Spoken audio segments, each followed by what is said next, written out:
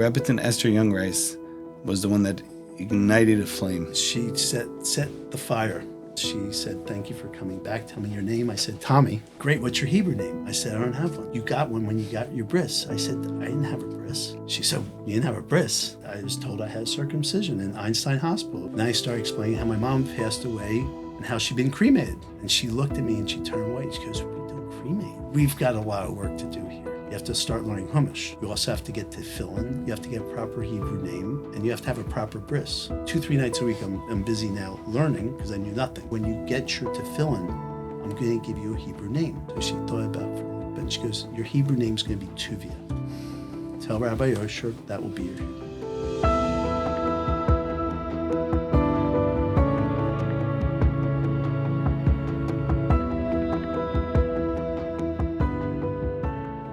Baruchim Abaim and welcome to Torah Talks, Chazaq's Tuesday night program with special guests. We have with us Tuvia Sablosky. Welcome from Brooklyn. Rabbi.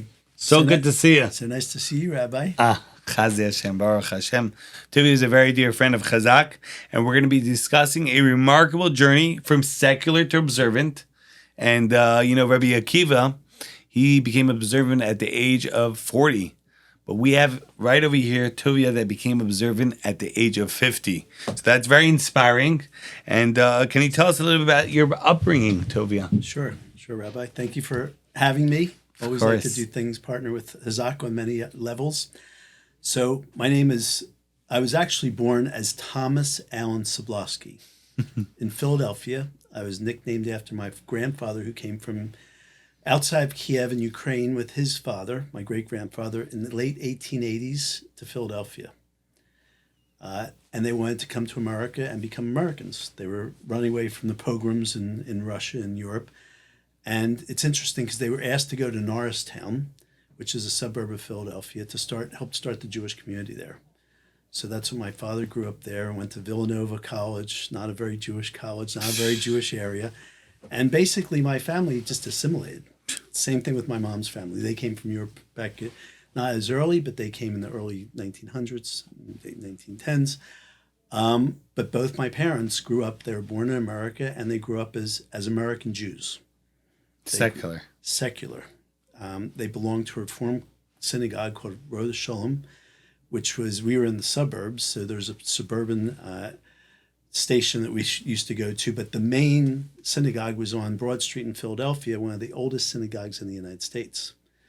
So back in the 1860s, around the Civil War, is when the Reform movement started in Philadelphia. In Philadelphia, really in the country and maybe in the world. So there are many, many Reform Jews in the greater Philadelphia area, or grew there and went elsewhere, and that's what I grew up with. And there was no Yiddishkeit. Nice. And the first thing of Jewishness coming to my mind was when I was 5 years old in kindergarten, and my parents sent me to a Christian Quaker prep school called William Penn Charter School, founded by William Penn in 1689, one of the oldest prep schools in the United States. So on the first day, I'm on the school bus and it's taking me home, and I see one of my parents' son's friends, Freddie Mann, and he said, "Tommy, how are you doing?" I said, "Great. How was the first day?" "Great." I said, "I'll see you tomorrow." Freddie goes, "No, you won't." I said, "Why not?" "Because it's Rosh Hashanah." I said, "Okay." He said, "We don't come to school on Rosh Hashanah." I said, "Why not?" "Because we're Jewish." I said, "Freddie, am I Jewish?" He goes, "Yes, of course you're Jewish. You're not coming to school tomorrow on Rosh Hashanah."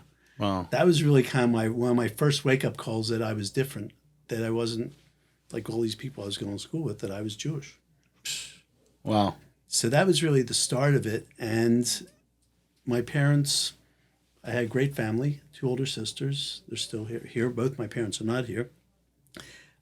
We grew up middle class to middle upper class. We belonged to a very nice country club. I had everything I needed. But what was interesting is my parents wanted me to really be like a real American boy. They wanted the school I went to. I wore a tie and jacket. That was one of the things my dad wanted.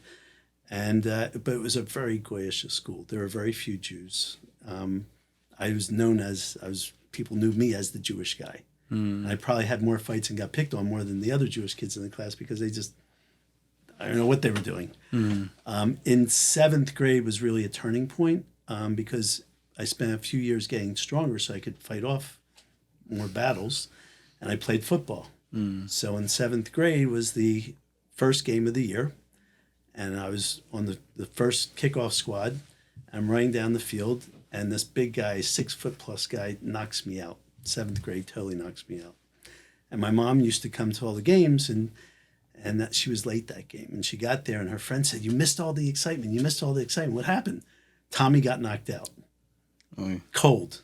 So her mom, by that time I had woken up, and she looked at me and she goes, "I told you, football's not a Jewish sport. It's not a Jewish sport." That was the end of football. That was the end of really full contact sports for me. I did many sports, so sports play a big part of my life.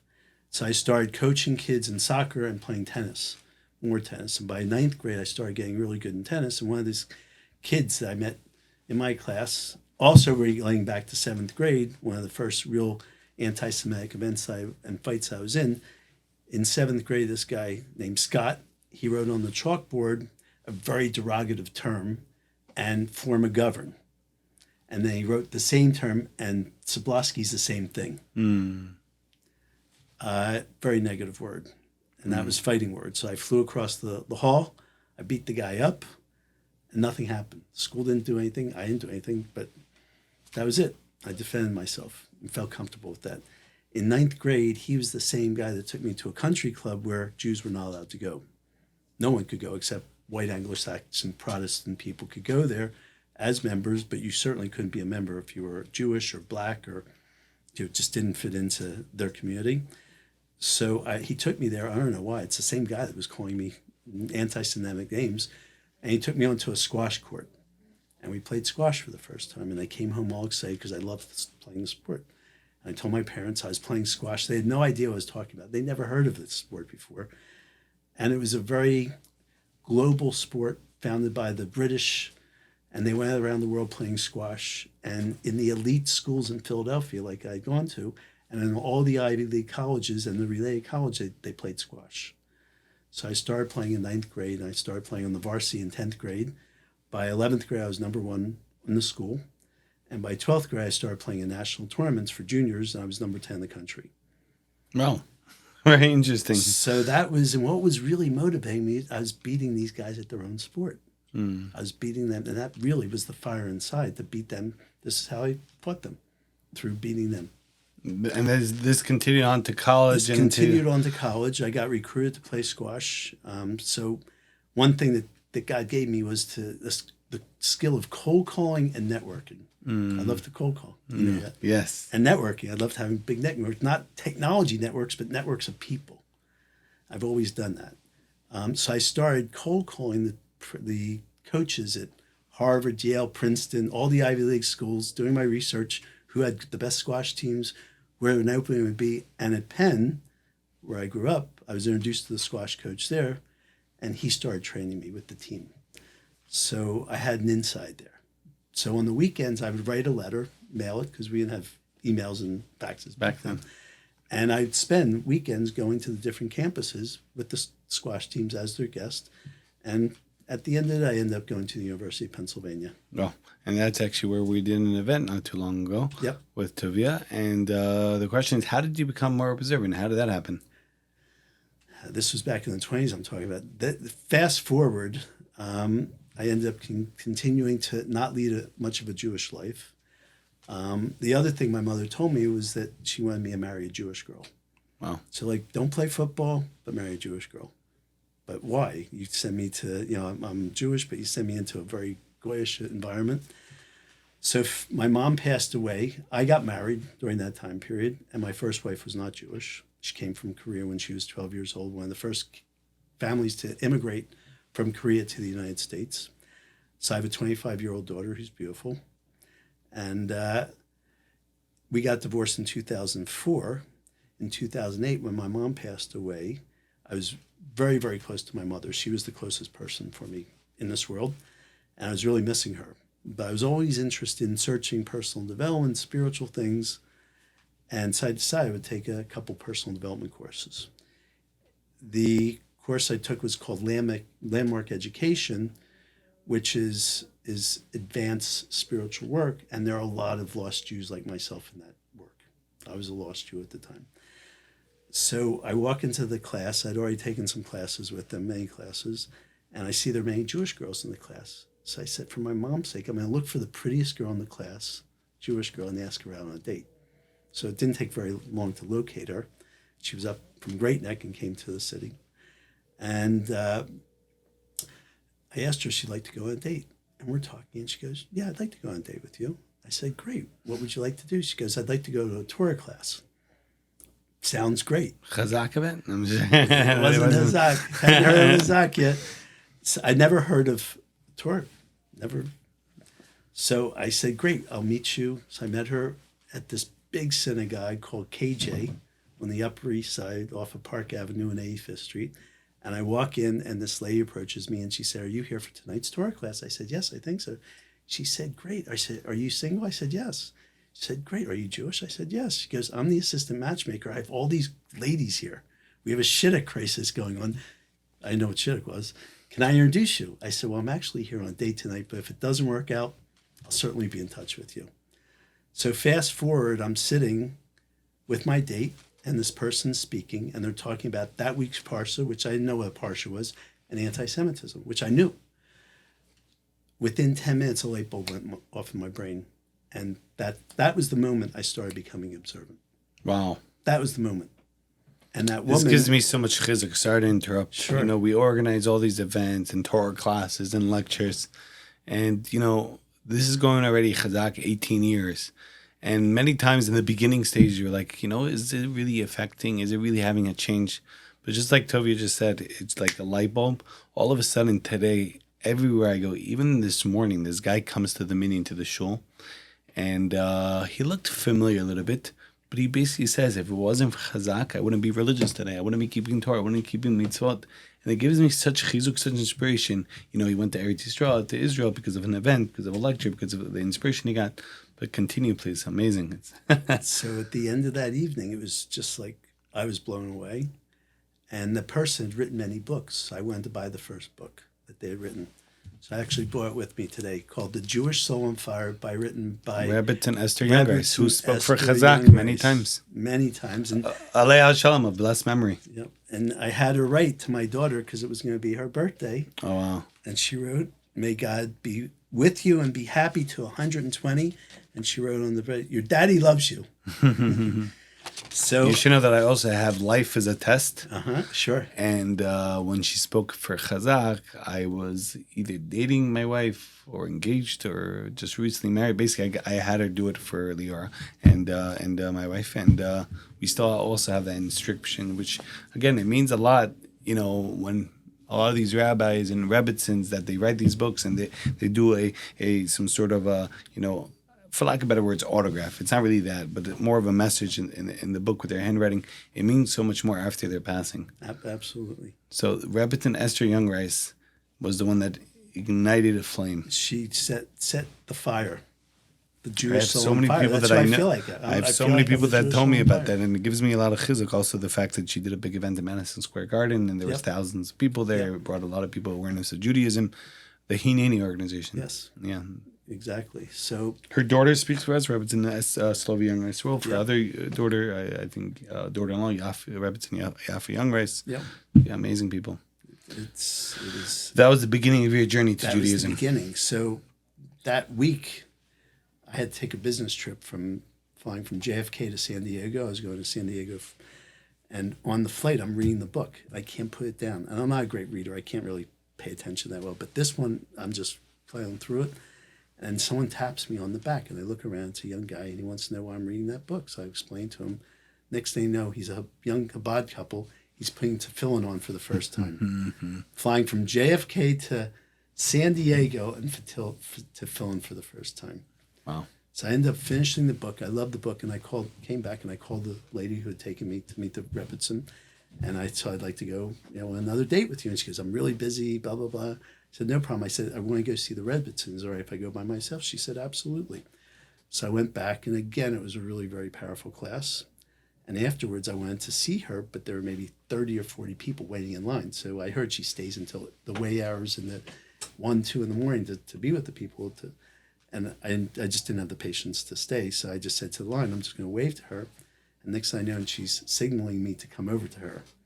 Half an hour later, I'm apologizing to the people in line because the Rebbe wanted to talk to me. So in that conversation, she said, "Thank you for coming back. Tell me your name." I said, "Tuvia," not Tuvia, Tommy. She said, "Great. What's your Hebrew name?" I said, "I don't have one." She goes, "Are you Jewish?" I said, "Yes." "Your mother's Jewish?" "Yes." "Your father?" "Yes." "I'm absolutely." "You got one when you got your bris." I said, "I didn't have a bris." Oh, wow. She said, "You didn't have a bris?" I said, "I was told I had circumcision in Einstein Hospital when I was in the hospital when I was born." Said, "That's what the Jewish boys did, like me in Philadelphia." So we're talking, and she's getting, and I start explaining how my mom passed away 4 months ago and how she'd been cremated. And she looked at me and she turned away and she goes, "We don't cremate. Jewish people don't cremate." She goes, "We've got a lot of work to do here. First, you have to start to learn. You have to start learning Chumash. I'm going to introduce you to my son, Rabbi Yosher Younggrace. Please start learning with him. You also have to get tefillin. You have to get a proper Hebrew name, and you have to have a proper bris." Okay, I'm open to everything. It was very connecting. So I started learning that next week with Rabbi Yosher. I'd come in and learn Chumash with him, and I'd go see the Rebbitzin 1 or 2 nights a week. So 2-3 nights a week, I'm busy now learning because I knew nothing. When I met with the Rebbitzin that second time, she said, "When you get your tefillin, I'm going to give you a Hebrew name." So she thought about it for a little bit, and she goes, "Your Hebrew name is going to be Tuvia. Tell Rabbi Yosher that will be your Hebrew name." So this is in September. I go there for High Holy Days, which were amazing because they would rent out the most beautiful hotels, Hineni and the Younggrace family. And that's how I started becoming observant, which was extremely powerful. So inspiring. Wow. So Rabbi Yosher kept asking me to come visit him at his yeshiva in Brooklyn. So I thought they had yeshivas in Brooklyn. So finally in January in 2009, a few months after meeting the Younggraces, I went out to Coney Island Avenue, and I see this big building. I'm thinking, wow, I know they had nice property in Manhattan, but this is a big building. This is serious. So I walk in, said, "Rabbi Yosher, I knew you were doing well, but this building's..." He goes, "We don't own the building. This is my yeshiva. This is where I've gone my whole life." It was Chaim Berlin. Oh, wow. So that day, it was about 0 degrees out. It was a beautiful winter January day. I felt like I was back in Russia. And Rabbi Yosher took me into the main shul to introduce me to different rabbis and that we could learn. And I literally thought I was back in the 1800s. It was such a throwback. So after we learned for about an hour, he said, "It's time to go get your tefillin with Rabbi Pinchas," which is a very famous store on Coney Island Avenue. We walk in, we're talking to Rabbi Pinchas. Tommy needs to get tefillin, and in walks another rabbi. And Rabbi Yosher Younggrace says, "Rabbi Pesach Krohn, you're just the man we're looking for." He goes, "Do I know you?" He goes, "Yes, you know me. You know my mother. You've spoken with her, Rebbitzin Younggrace." And he said, "Oh, yes, I remember you. But why do you need me?" He goes, "Well, I want to introduce you to my friend Tommy, because Tommy needs to get a proper bris. He was circumcised, but he needs tefillin, Hebrew name, proper bris." Wow. "Are you available?" He goes, "Well, I usually am not here. I live in Queens, but I just need to come and get something special done for my tefillin." He said, "But in my truck, I've got my toolkit. I can go out and get it. Why don't you, Rabbi Yosher, go get some wine and cake, and we're going to do everything here right now." Wow. So Rabbi Pinchas says, "Well, you can use my private office in the back of the tefillin store." So the next thing I know, I'm sitting here with Rabbi Pesach Krohn. I don't know who this gentleman is. And he's doing what he has to do. And I said, I didn't know what to give him, but I had this great box of chocolate. After I said, "Do you like chocolate?" He goes, "Yes, I love chocolate." I said, "Please have these great chocolates." So we walk out, and the next thing I know, it's busy Sunday morning, everybody's in the store, and they're getting around dancing. And then Rabbi Yosher said, "Okay, we have to give Tommy his Hebrew name." So my mother said, "Tuvia is going to be your Hebrew name." So from that day on, I stopped being called Tommy and Thomas. That's it. I have it on my license, but aside from that, that's been put away. Wow. What a kacha prat is divine providence. So it was Rabbi interesting. Krohn happening to be there at the time and doing the bris and taking care of everything and putting a Jewish name. Wow. Yeah. And then Rebbitzin Younggrace called, and she called Rabbi Yosher and said, "Where are you?" I said, "I'm out. You're not going to believe what's going on. I'm Coney Island Avenue. I'm Rabbi Pinchas's tefillin store. Rabbi Pesach Krohn just came in. Tommy's now Tuvia. he got his bris. He's getting his tefillin. And the Rebbe said, what Parsha is this? Parsha Shemos. Who was born in Parsha Shemos? Moshe Rabbeinu. What did his mother call him? Tuvia. He had many names, but that was the name his mother gave him. I said, that's really interesting, because this is when I'm getting it right now, Parshas. And what was Moshe's wife's name? Yocheved. That was his mother, Tzipporah. Tzipporah. So that's right. This was right after New Year's Eve, and I was dating a young lady who was the assistant to the Rebbitzin. Not the same one that introduced me. By then, that was done. Now I'm dating a new lady, and I took her out New Year's Eve. And what do you think her name was? Tzipporah. Wow. Rebbitz's assistant. So I'm thinking, well, I'm getting my tefillin, I'm getting a Hebrew name, I'm getting my bris, and they even gave me a wife. Wow. Amazing. This is unbelievable. So my life has actually been leading like that ever since starting to become observant. Wow. And that was the moment with the Rebbitzin. I must confess, I guess for lack of better words, I know Tuvia for quite a number of years, coming to Chazaq events and lectures and, different stuff. We've even organized a few things together. I spoke in your community. What was it? Yeah. I never knew this story. This is mind blowing. This is crazy. This is unbelievable. Very inspiring. I want you to know I have like the chills. Like I'm trying to. Okay. It gets better. It gets better. It's pretty okay. good, but it gets better. So the Rebbitzin said you have to get married. Your first marriage doesn't count. That's right. Because you have to marry a Jewish girl, and you have to do the mitzvah of having children, one boy and one girl. So now I started. And how old are you at the time? Sorry. Just around 50. Wow. Okay. Just around 50. Now I'm divorced for 4 years now, and I'd like to get married. I like being married. So I start the dating process, which wasn't easy because here I am coming out of left field, and they want me to marry an observant girl, not just any Jewish girl, good observant. So my apartment, I lived in the upper West Side, there was no kashrut or anything. I didn't really know anything. So I made a decision early on that until I get remarried or get married, I'm not going to spend a Shabbos or a Yontiv in my apartment. I'm going to go someplace. I'm not going to be by myself in the wrong place, wrong community. And that's what happened. I have a bag called the Blue Shabbos bag. So the first Shabbos was out by the Young Races. Rabbi Yosher invited me to come out there. And then I met a gentleman named Steve Eisenberg.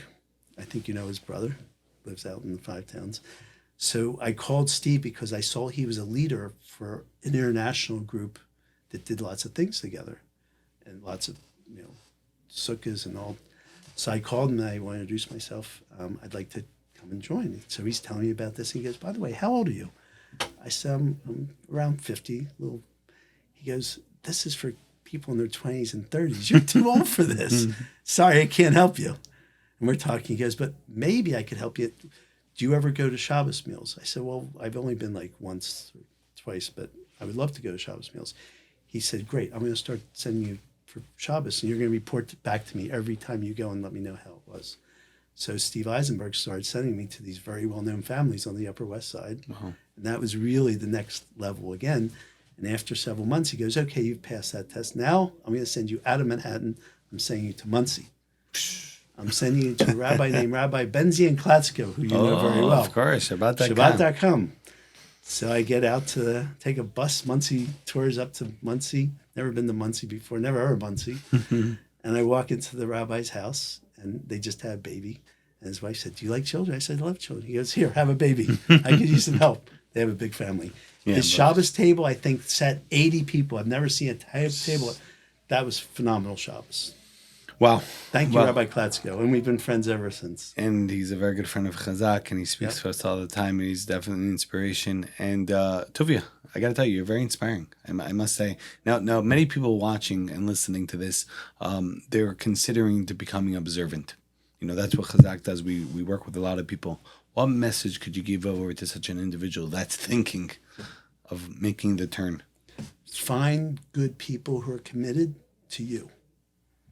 Find people like yourself, like the Rebbitzin, who really this is what they do. They want people to become observant, and they're trained in it, and they have much experience. For me, it's been just a very clear pathway that Hashem sent me the right people right from day one and continues to every day send me amazing people that put me on this journey. Powerful message, 100%. Chava de chava, friends and friends. Tovim Mishtayim and Echad. It's always better to have two than one. Connect with others. So many organizations, so many good rabbis, rebbitzins, causes that are ready, willing, and able to help. Is there any one personal story that sticks out that strengthened your belief in Hashem and God? There's more than one story, but one that sticks out. One. This one's really apropos because today is my father's yard site, first of all. Oh. So we are pre-recording, so. so my father passed away in 2018 on Friday morning. It was the first of Av. And my sister called and she said that Dad passed away. I'd seen him a couple of weeks ago. He lived, at this point, not in Philadelphia, he lived in Bethesda, Maryland. And I knew what that meant. What did that mean? That my dad was going to be cremated and his body would be donated to medical science, and that would be what would happen. So how did that occur? Well, my mother and father had made an arrangement that they were both going to be cremated. Oh, wow. So from the time I met the Rebbitzin, it sent me on another journey to learn about cremation and why Jews bury and don't cremate. And I started doing a lot of research, and then I ended up getting remarried, moving to Brooklyn, and I met a rabbi. Rabbi Holzberg was one of my first rabbis in Brooklyn, and I was telling him about this, and he said, you need to meet a gentleman named Rabbi Zon from the Queens, Heber yeah. Kedusha Association right here in this area. And other people started mentioning his name, so I finally gave him a call, and we started talking. And he was coaching me. I was getting different people to coach me on how to speak to my father about not getting cremated, and how to also speak to my family about we don't cremate, we bury. Yeah. It didn't go very well. For years, I was speaking with my family about Dad not being cremated, but that was what was planned, that was done. Everything, the will was taken care of. So that when I got that call, and I basically gave up because it was falling on deaf ears, and Rabbi's son said, just have a relationship with your family, don't bring it up anymore, let whatever happens, happens. So when he passed away, I called him up, and I told him he passed away, and that he goes, what do I do? He goes, you don't do anything. I said, okay. He goes, you don't sit Shiva, you don't rip your clothes, you don't say Kaddish, you just go on now and have a good Shabbos. And they're like, okay. Wow. So later that evening, a local rabbi who you know, Rabbi Perelson, our dear friend, and his Rebbitzin came by to say hello, see how we were doing. And so I explained what happened and what I was told. And I said, I'm not saying Kaddish, I'm not ripping my clothes, not saying shit. And the Rebbitzin said, you're not going to say Kaddish for your father? I said, no, I was told no Kaddish. And she kept saying, you're not going to say Kaddish? Maybe 3 or 4 times. So it just like went into my brain that night. The next day, there was a bar mitzvah at Rabbi Holzberg's shul, and my friend had just lost his wife. His son was getting bar mitzvah. So the two of us just had a cry fest. Wow. And then Sunday morning, I woke up, and for whatever reason, Hashem put in my head, asked my sister, I'd like to see the will. I never sold this will, my parents' will. So I called her up, and she goes, well, I haven't actually seen it in a few years. Let me send it to you. So she sent it to me. I said, send it to our other sister, too. So I get that on Monday morning. I'm reading the will, and there's nothing in there about cremation. Oh, wow. Or anything. It was a will that was written back in 1984 that my parents would be buried. Buried. The estate would pay for it. But I was told there was a change in the will a few years before my father passed away that I would not be involved with the will or any of the decisions. My sister would be the trustee, and she would take care of everything. So that's what I knew. So when I got that, I called up my wife. I said, read through this will. There's nothing about cremation here. So she asked me different questions. I'm going to like pretend that I'm the judge, test you and see if you could pass this. She told me. So I called up Rabbi Zon. I told him the same thing. He said, I want to test you to see if you were in court, what would happen. So I'd already been tested by my wife. So I passed, and he goes, okay, let's go find the body. Let's go find the body. So this is Monday morning. He passed away that Friday morning, 1st of Av. And he put together a SWAT team starting in Philadelphia that went to Maryland. A rabbi named Rabbi David Kushner, who really ran the SWAT team, enlisted. I happen to know him. Interesting. I'm not surprised. Amazing guy. He was like Superman on the spot. He brought in the From chief rabbi from chief rabbi from Maryland and the head of the Kedusha Association, Ever Kedusha Association in Maryland, and we were now on a hunt to find the body. Wow! So that night, Monday night, my wife said, "Why don't you call your sister and ask her what's happening? Where's the body?" Right. So I called, and she'd gone to bed early, and her husband said she went to bed early, and okay. So I called the next. Then my wife said, "Why don't you call him back and ask him where?" So I said, "Do you know where she put the body?" I said, "I don't know. I don't want to have anything to do with this. I'm a doctor, but this is you and your sister. You take care of this." I said, "Any idea?" He goes, "Well, maybe such and such a place." So I call such and such a place, and they're not giving me any information. I kind of smell like they know something. So I said to the lady, "Look, lady, I have information that my dad's here. If you don't tell me, I'll be there tomorrow morning. I'm driving down from New York with the police, and I'll let them handle it. So either let someone tell me what's going on, or I'll see you in the morning." 10 minutes later, I get a call from the owner of this facility. "Mr. Sablosky, don't worry. The rabbis were here. They took care of it. Everything's been taken care of. Nothing happened to your dad. No one touched him, and you can have him. But you have to have a release because your sister's a trustee." So I said to my wife, "I'm driving down to Maryland. This is Tuesday night." So I called Rabbi Zona. I said, "We found the body." He goes, "Oh, we actually found it this afternoon." I said, "Why didn't anybody call me?" He goes, "We were really busy, but we located the body." So it was just interesting that we spent hours still looking, and then we both found the body. So the next morning, I get in the car. I'm driving down to Philadelphia, and I ask my wife, "Is it all right? I have to do whatever I can do? It can be like Rambo?" She goes, "Do whatever you have to do." I'm driving on the belt, and parking lot. I'm stuck in traffic, and my sister called, and she said, "How are you doing?" "Great." And she goes, "What did you do?" I said, "What do you mean what I do?" She goes, "What did you do?" I said, "About what?" "About Dad."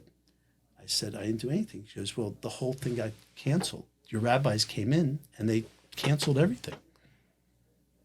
And then it's silence. I'm just sitting in traffic, and she said, "What would you like?" I said, "I want our father's body and to bury him. That's it. Nothing else." Silence. And then she says, "You can have the body, 2 conditions. 1, you don't sue me or anybody in the family." I said, "I'm not interested in suing anybody. I don't want to fight. And 2, the burial plots that Mom and Dad have in that cemetery, we want them." I said, "Not a problem. You can have those plots." So she said, "I'm going to send you an agreement to sign the agreement, and I'll do the release." So I get the agreement on Wednesday morning. It's a very long agreement. I normally wouldn't sign this kind of agreement. My wife said, "Let's just sign the agreement. We'll deal with ramifications later." Sent it back to my sister, and we need to know by 3:00 release is done, that we can get the body, so we can bury on Friday before noon.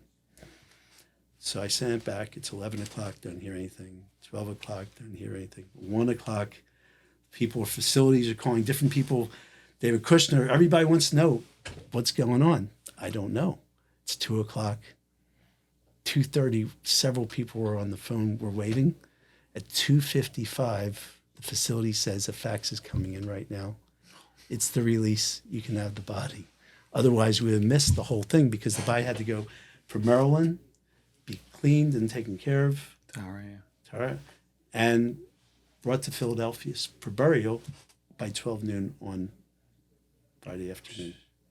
Wow, what a story. Rabbi David Kushner said, "Tuvia, I'll meet you there. I'll take care of getting the body. I'm going to drive from Philadelphia to Maryland. I'm going to get it. You meet me at the cemetery. I'll arrange for a minyan of 10 men. Your dad will have a kosher burial." I said, "Great." I get a call from him 7:00 on Friday morning. Tuvia, there's an issue. I had to be in the hospital all night. One of our friends and family lost a child, and I couldn't go to Maryland, except I sent another team there. They're getting it. You meet us at the cemetery. So I'm driving down from New York, and there are different rabbis I'm friends with, very close friends in Lakewood. I'm telling Rabbi Farber, he's keeping watch. I said, "Can you come?" I don't know. He never tells me if he's coming or not. But who ended up showing up was Rabbi Farber, Rabbi Friedman, who I stay with all the time when I go to Lakewood, Michael Bauman, who's very well known. Like, the 3 of them came for the burial. And the other person from my family was my wife's son, who was a rabbi in Darhay with Rabbi Bender. He drove down from Far Rockaway. Nobody else from my family was there, plus the 10 men that David Kushner. Right. So my dad had a proper burial, proper Jewish burial. And when I was driving down on the New Jersey Turnpike, I had two of my Perusas I used to learn with in Manhattan, one in Muncie, one in Teaneck, and we're on the conference call. Tuvia, what do you think? Because they've been hearing about this story for a year. How do you feel? How do you feel? I said, I'm happy, joyful, and grateful that I'm driving to go bury my dad. That's it. Nothing else. Happy, joyful, and grateful. And that's how I really think about it every day, that I just want to be happy, joyful, and grateful that I became an observant Jew, and that I'm connected to Hashem and connected to people like you and Chazaq, and that we're partnering up to do more and more to rescue the Jews in America, to light them up like the Rebbetzin lit me up, and that we bring them back, because there's maybe 10, 15% of us observant in America. They thought 20, but not even that. There's so many people out there like me who would love to learn, but they don't have a pathway. So we have to keep doing what we're doing. We have to open it up. We have to bring different ways for people to be touched, moved, and inspired, like the Rebbetzin did with me. And you're a great person who does that frequently. So Tuvia, let's keep doing it together. You're an inspiration. This is amazing. This is unbelievable. And I have a request for everyone in the world that's watching or listening. Do yourselves a favor and inspire others. Be mizakis arabim, inspire the masses. Send this to your family, your friends, your neighbors, your coworkers that could use a little bit of a boost, because this is so inspiring. So Tuvia, we have a custom in Hag on the Torah Talks Chazaq's program, final message for our broad audience. Final message is marry a good spouse. Whether you're male or female, find someone who's serious about either growing or learning wherever they are, and match that up with yourself. So when I was introduced to many, many women, and I finally met the woman I married from a big Hasidic family from Borough Park in Williamsburg, and she's really my spiritual life partner. And at our wedding, the Rebbetzin came. Rabbi Yosher Youngreis was the Sali Kedushin. But meaning the Rebbetzin, she put me on the rocket ship. It was my wife that turbocharged it. So it's my wife and I are available. We talk to lots of people. We want to help Klal Yisrael, so she's available for people that would like to speak with her. I'm available, and we just want to do more and more for strengthening the Jews in America and Klal Yisrael. Amazing, Tuvia. You're mamash literally an inspiration. And like Tuvia mentioned, we have big plans. We have big visions. But it's not a one-man show. No one could do everything. Everybody could do something. It's a beautiful line. No one could do everything. Everybody could do something. So we need more of an army. We want to build a bigger army. We're going to get Tuvia more involved with Chazaq. He's very much involved, but even more. And we need more people to get involved. There's a vision of getting a global unity event, get everyone together, united, inspired, make a difference, change the world, make the world a better place. So can I comment on what we're doing on that? Yeah, please. So last night aired, we're doing 4 podcasts, Bezrat Hashem B'lei Ne'er, every other Sunday starting last night. Light to Unite is our theme. We want to educate people, so we're having one prominent rabbi and one prominent businessman every other Sunday.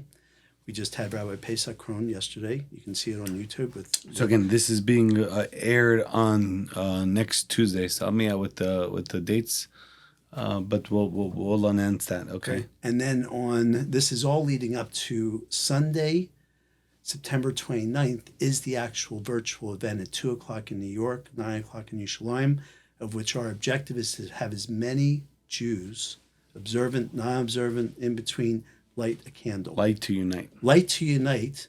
So this is the day that we're announcing the Jews are unifying here in America to be one group together and to fight together. And it's right before October 7th, which was Simchat Torah, which was a exactly. major It's the tragedy. month.